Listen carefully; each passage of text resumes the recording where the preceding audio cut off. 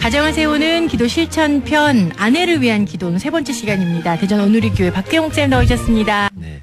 오늘은 아내를 위한 기도 이제 마지막 편이 되겠는데요. 네. 7번째 이야기가 될 것 같아요. 오늘은 아내의 아름다움을 위해서 남편들이 기도하셔야 돼요. 와. 아름다움? 네. 내 뼈 중에 뼈요 살 중에 살이라는 고백. 네. 이게 진짜 제 생각에는 아마 역사 속에 아내를 향한 최고의 시적 표현이 아닐까. 그렇죠. 그렇죠. 왜냐하면 대부분의 시적인 내용들은 다른 어떤 인문학의 관점에서 네. 어떤 아내를 새로운 어떤 그런 객체로 인문학은 모든 인식의 대상을 오브젝트로 이제 이해를 하잖아요. 예. 그래서 아내도 그냥 내 밖에 있는 어떤 아름다움의 존재로 뭐 제일 많이 꽃처럼 그렇죠. 인류에서 가장 아름답게 여성을 표현한 게 꽃으로 표현하는 건데 꽃도 나와 하나는 아니거든요. 그렇죠. 근데 성경에서 아내를 나와 하나 되게 표현하는 것 그것만큼 아내를 아름답게 그러네요. 얘기하는 건 없고요. 예. 그렇죠. 실제로 아내가 창조적인 하나님의 그 관점에서 봐도 모든 만물이 흙이나 하나님의 말씀으로서 출발했지만 아내는 남편의 몸을 빌려 나왔잖아요. 그렇습니다. 그러니까 남편과 아내는 한 몸이라는 것 그것을 하나님께서 가르쳐 주시려는 거기 때문에 아내가 아름답게 되기 위해서는 남편이 아내의 아름다움을 위해서 기도해야 합니다. 왜냐하면 잠언에 보게 되면 아내의 얼굴이 그 남편의 영광이라고 얘기했잖아요. 그렇습니다. 왜냐하면 아내가 남편으로부터 사랑을 받고 남편으로부터 자신의 그 인생에 대한 의미를 부여받았을 때만 아내들은 얼굴이 피고 인생이 피거든요. 맞습니다. 근데 대부분 요즘 좀 제 안타까운 게 남편으로부터의 그런 관계를 못 갖고 네. 옆집 아줌마들과 카페에서 주고받는 여러 가지 얘기를 통해서 독립적인 남편 없이 살아갈 수 있고 아이들에게 그냥 집중하며 살면서 헌신하는 것이 자기 인생의 또 다른 세계고 또 아이들이 이제 학교를 다닐만 했을 때 자기의 독립적인 시간을 갖는 것이 자기 아름다움을 가꿀 수 있는 방식이라고 젊은 부부들이 생각을 많이 하는데 네. 예. 그러다 보면 이제 남편과 아내가 공유할 수 없는 인생을 살기 시작하면서 시간이 갈수록 이제 한 지붕 두 가족이 되는 경우가 예. 네. 그렇게 되면 이제 어떻게 되냐면 사랑에 대한 정의가 서로의 시간을 인정해 주는 것 오히려 서로가 등 돌리고 있는 것을 나는 너를 위해 존중하고 참아주는 거야.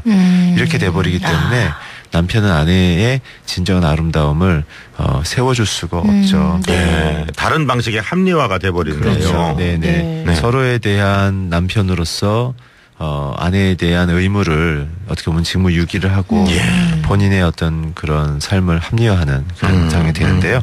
특별히 잠언 31장 30절에 보면 이런 말씀이 있어요. 고운 것도 거짓되고 아름다운 것도 헛되나 오직 여호와를 경외하는 여자는 칭찬을 받을 것이라. 아멘. 그러니까 남편들이 특별히 또 아들을 두고 있는 아빠들이 꼭 생각해야 될 건 뭐냐면 여인의 아름다움을 오늘날은 외적인 아름다움으로 지금 그렇죠. 다 가지고 넘어가 버렸어요. 그렇죠. 맞아요. 그러다 보니까는 이제 좀 죄송한 얘기지만 외모를 고침으로 자신의 아름다움을 세워가려는 여인들의 욕구들이 많이 생긴 것 같아요. 그렇죠. 예. 심지어는 뭐 그 고3이 되면 방학이 되면 딸들의 얼굴을 고쳐주는 것이 부모된 최선의 도리라고 하는데 제가 지난 한참 전에 했지만 네. 그것이 이혼 사유가 되는 케이스도 있다는 사실. 네. 예. 명심하셔야 돼요. 네네. 네. 그러니까는 이 남자들의 외적인 남자들이 갖고 있는 여인들의 아름다움의 기준이 사실은 내적인 아름다움의 기준으로 바뀌어야 되고 네. 그렇습니다. 여자들도 내적인 아름다움의 기준으로 자기를 바꿨을 때 얼굴이 바뀌는 맞아요. 그 경우를 전 진짜 많이 봤거든요. 그럼요. 예. 그래서 저희들이 이 세상을 살아가면서 조심해야 될 것이 이 연예인들 다 고치고 나오는 거거든요. 예. 네, 죄송하지만 자연미인은 거의 없어요. 남자들이 TV를 보면서 그것이 내적인 아름다움을 표현하는 외적인 어떤 상징으로 보는데 그분들은 짧은 시간 속에 자기 캐릭터를 소화하기 위해서 어쩔 수 없이 외모를 고치는 거지만 그분들과 또 만나서 얘기를 해보면 거기에 대한 고민과 갈등, 그렇죠. 보여지는 것과 자기의 내면과의 갈등, 괴리 속에 어려움을 참 많이 호소하세요. 그렇습니다. 그런데 이제 그걸 바라보는 이제 남자들은 그것이 진정한 아름다움인 줄 착각하는데 정말 아름다운 것은 여자들의 내적인 기준이라는 것.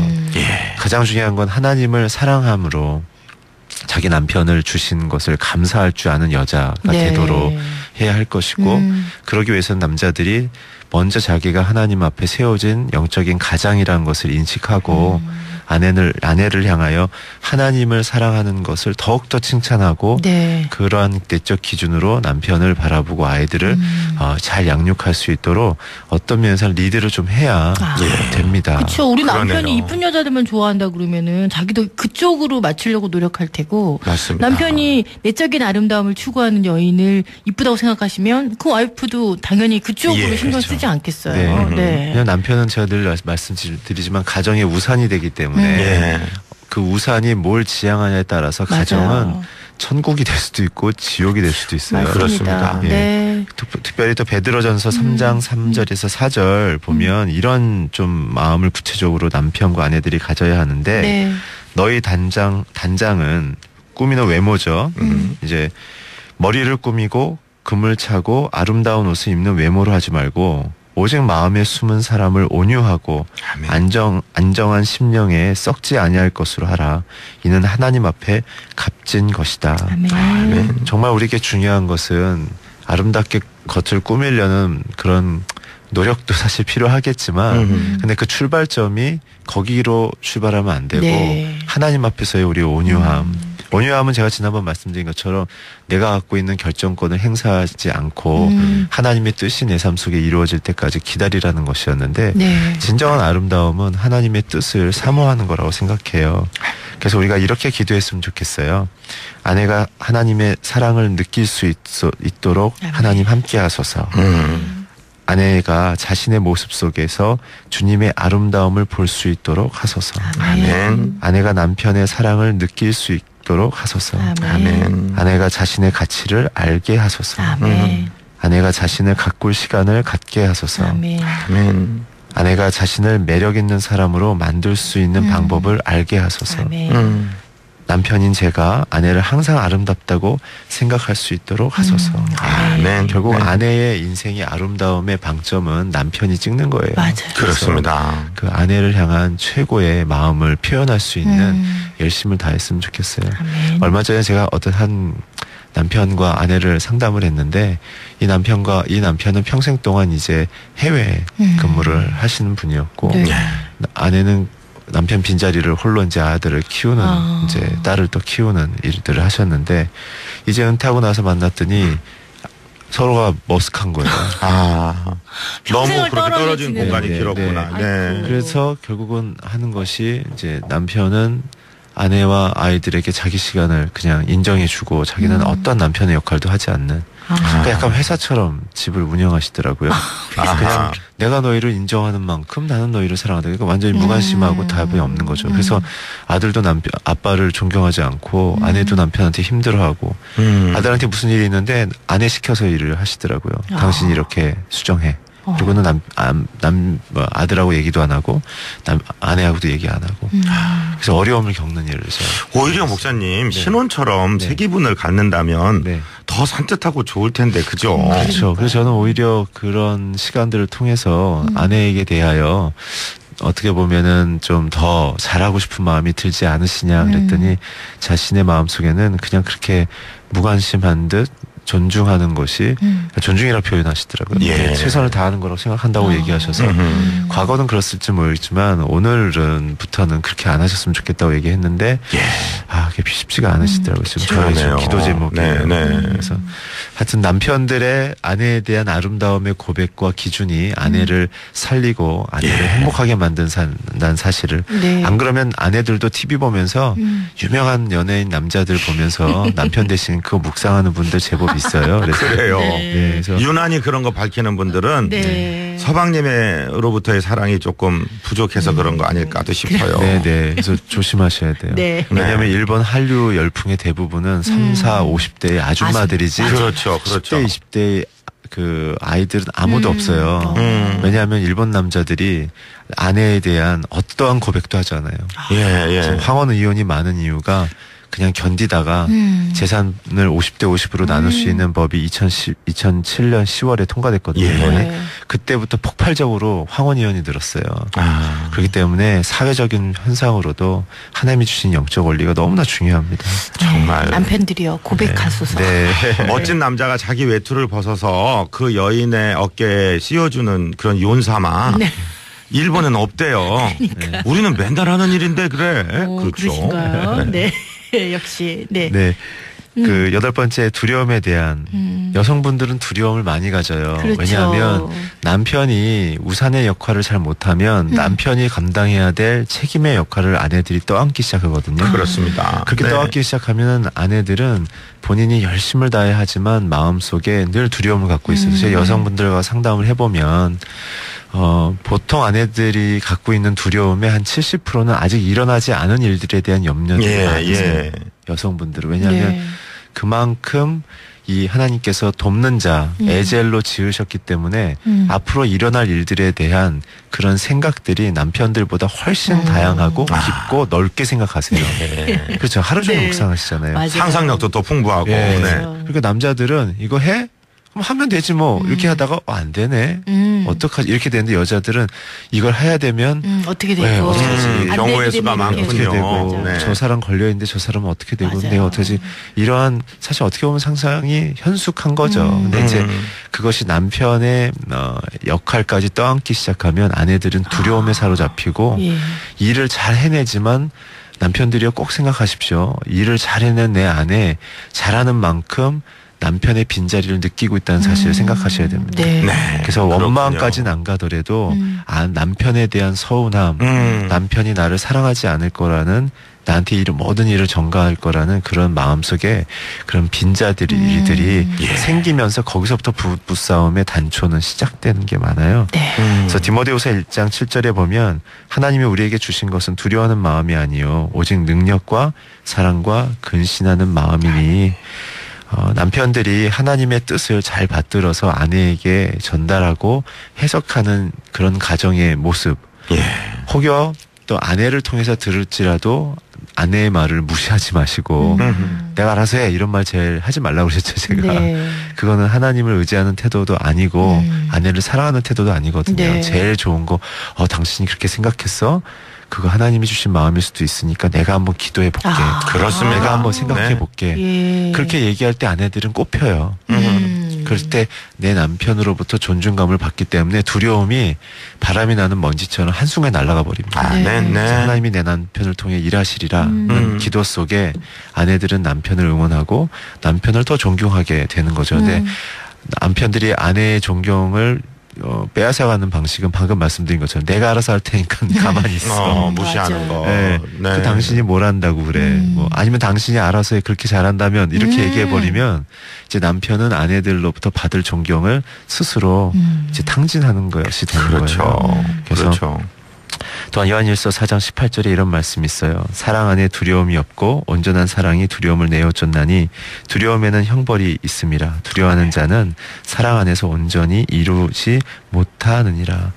하나님의 사랑을 받아야 두려움이 없는 것처럼 아내들도 남편의 하나님을 경외하는 마음 속에서 아내를 지키려는 그 사랑을 받아야 눈에 보이시지 않는 하나님, 그 하나님이 세우신 남편과 함께 가정을 누림을 기뻐하고 감사하게 되어져요. 네. 그래서 아내들의 마음 속에는 아까도 말씀드린 것처럼 그 두려움, 많은 상상력과 책임감 속에 본인이 지지 않아도 될 일들에 대해서 많은 고통을 마음에 담고 있고 염려를 담고 있다 보면 그것이 고스란히 남편에 대한 원망과 또 불신과 또한 뭐라 그럴까요? 불평으로 갈 수가 있습니다. 그래서 남편들은 아내의 두려움을 위해서 기도하고 네. 남편됨의 역할을 할 수 있도록 아내와 늘 스몰 토크를 많이 하셔야 돼요. 네. 여보는 어땠어? 오늘 예. 우리 애들 어땠어? 보통 아내들이 아이들에 대한 그런 어떤 상황의 정보를 많이 주시잖아요. 그렇죠. 그럼 그걸 들으면 남편들은 꼭 저녁이나 낮에 전화하셔서 만나셔서 오늘 어땠는데 당신 정말 너무 애썼다. 고생했다. 네. 기도하자. 그래서 기도해주고 아내를 축복하고 아이를 축복하는 기도를 함께 해야 되는 거죠. 근데 남편들도 이제 짜증이 나니까 왜 그 당신이 못해라고 얘기하지만 남편들이요 사실은 모든 것이 남자들의 책임입니다. 그렇기 때문에 아내를 판단하거나 비난하시면 그 순간 아내들의 마음에 두려움을 갖게 하기 때문에 우리가 이렇게 기도했으면 좋겠어요. 예. 하나님, 아내가 두려움에 사로잡히지 않게 마음을 지켜주소서. 아멘. 아내가 자신의 문제를 하나님께 맡길 수 있게 도와주십시오. 아내가 사람들을 두려워하지 않게 해주십시오. 아멘. 아내가 유혹을 물리칠 수 있게 하소서. 아멘. 아내가 주님 안에서 안심하도록 하소서. 아멘. 아내가 하나님을 의지하고 마귀의 공격을 두려워하지 않게 하소서. 아멘. 아내가 하나님의 평화를 갖게 하소서라는 얘기죠. 마지막으로 시간이 거의 다 돼서 빨리 해야 될 것 같은데 미래에 대한 시간에 대해서 아내들은 또다시 많은 생각과 마음, 두려움과 좀 연관된 부분인데요. 예. 갖게 되어집니다. 특별히 미래는 하나님이 결정하시는 거고 남편이 그 일에 대해서 리드하고 책임을 져야 될 영역인데 주로 아내와 대화가 적은 가정일수록 아내들이 두려움과 미래에 대한 염려에 대해서 더욱 적극적으로 나서는 부분들이 참 많아요. 예. 그래서 남편들이 오늘 함께 집에 가셔서 한번 물어보세요. 여보, 우리 집에 지금 어떤 일들이 일어나고 앞으로 우리가 대처해야 되지? 그랬을 때 아내들이 줄줄줄줄 얘기하는 경우는 저는 제 자신에 대해서 그렇게 생각했어요. 내가 아내의 마음을 살피지 않고 예. 가정의 일에 대해서 내가 많은 의견을 주지 않고 결정을 해주지 않았구나라는 거죠. 오늘 한번 집에 가서 한번 실험해 보세요. 네. 근데 아내들이 그렇게 물었을 때 많은 얘기를 하지 않고 하나님을 신뢰하거나 남편을 의지하는 오히려 질문을 하기 시작한다면 남편들이 괜찮게 한 거예요. 예. 네, 그렇기 때문에 한번 여러분들이 집에 가서 한번 해보셨으면 좋겠고요. 고린도전서 2장 9절에 이렇게 기록되어 있어요. 기록된 바 하나님이 자기를 사랑하는 자들을 위하여 예비하신 모든 것은 눈으로 보지 못하고 귀로도 듣지 못하는 사람들의 마음으로도 생각하지 못하였다 함과 같으니라. 미래는 하나님의 권한에 있는 거예요. 그렇습니다. 아내가 걱정한다고 그 일을 바꿀 수도 없고 그 일에 대해서 우리가 대처할 수도 없어요.